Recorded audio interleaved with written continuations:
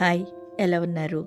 ఈరోజు నేను మీకు టేస్టీగా, స్పైసీగా ఉండే చికెన్ చూపిస్తానండి. అదే మన గార్లిక్ చిల్లీ చికెన్ అనమాట. దీని టేస్ట్ అయితే సూపర్ ఉంటుంది. రండి ఎలా చేయాలో చూద్దాం. ముందుగా నేను బ్రెస్ట్ పీస్ తీసుకున్నానండి. అది చూడండి ఇలా స్లైసెస్లా కట్ చేస్తానమాట. చాలా పల్చగా కట్ చేస్తున్నానండి. చూస్తే మీకు తెలుస్తుంది కదా. చూడండి ఎంత పల్చగా కట్ చేశాను. ఇలా కట్ చేసి ఒక బౌల్లోకి తీసుకోండి.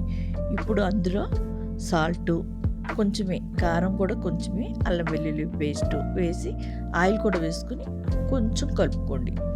అంటే అల్లం వెల్లుల్లి సాల్ట్ అన్నీ చికెన్కి పట్టేటట్టు కలిపి అందులోనే ఒక నిమ్మకాయ పిండుకొని ఇంకొంచెం బాగా కలుపుకొని ఒక హాఫ్ అన్ అవర్ అన్నా మనం ఫ్రిడ్జ్లో పెట్టుకోండి. ఇది ఫ్రిడ్జ్లో పెట్టుకుని ఇప్పుడు మనం వేరే ప్రాసెస్కి వెళ్దాం. ఇవి కాశ్మీరీ రెడ్ చిల్లీ అండి. అందులో గింజలు తీసేసి 6 అవర్స్ ముందు నానబెట్టి ఉంచాను. ఇప్పుడు దాన్ని మెత్తగా కొంచెం కావాలంటే వాటర్ పోసుకుని మెత్తగా ఈ విధంగా పేస్ట్ చేసుకుని పక్కన పెట్టుకోండి. ఇప్పుడు హాఫ్ అన్ అవర్ అయిపోయిందండి. ఆయిల్ పోసాను కడాయిలో.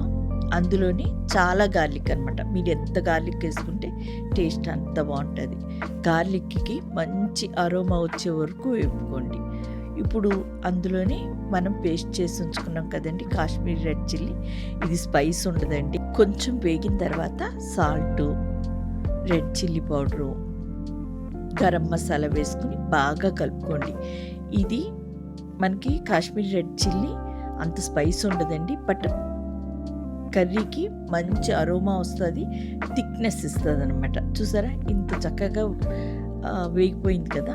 ఇప్పుడు ఇందులో కర్డ్ అండి, అది కూడా క్రీమ్ లాగా బీట్ చేసుకోవాలి. అలా చేసుకుంటేనే కర్డ్ ఇరిగిపోదు. అలాగే వేసిన తర్వాత సిమ్లో పెట్టి బాగా కలిపితేనే కర్డ్ మొత్తం కూరలో కలుస్తుందండి. లేకపోతే విరిగిపోయి వైట్గా కనిపిస్తుంది. ఇప్పుడు చూడండి ఇంత బాగా కలుపుకోవాలన్నమాట. కొంచెం 2 minutes దాకా కలపండి. కలిపిన తర్వాత మళ్ళీ కాసేపు ఉడకనివ్వండి. కాసేపు ఉడికిన తర్వాత ఈ విధంగా మనకి ఆయిల్ పైకి వస్తుందండి. అప్పుడు వాటర్ పోసుకోండి. నేను మిక్సీ పట్టాను కదా, అందులోని కొంచెం వాటర్ పెట్టేసి అది పోసాను అనమాట.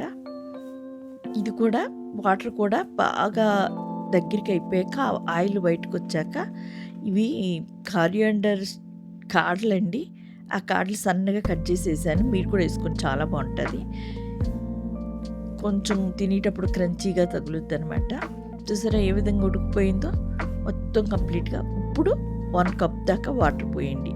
వాటర్ పోసి మళ్ళీ బాగా కలుపుకోండి.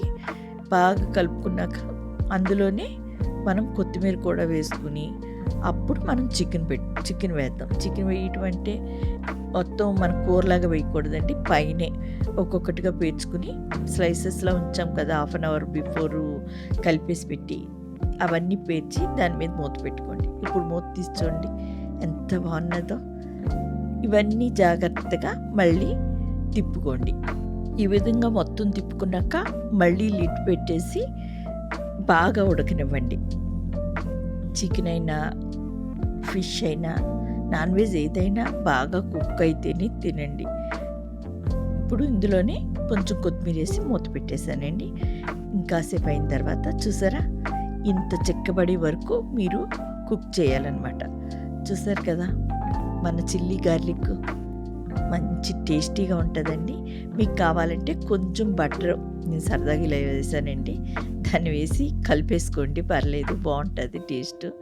ఇది నాన్స్లోకి, బిర్యానీలోకి, రైస్లోకి, దేనిలోకైనా సూపర్ ఉంటుంది. మీరు ఒకసారి ట్రై చేయండి. మీకు ఎలా వచ్చిందో కామెంట్ చేయండి. నచ్చితే లైక్ చేయండి, షేర్ చేయండి, సబ్స్క్రైబ్ చేసుకోండి. Thank you.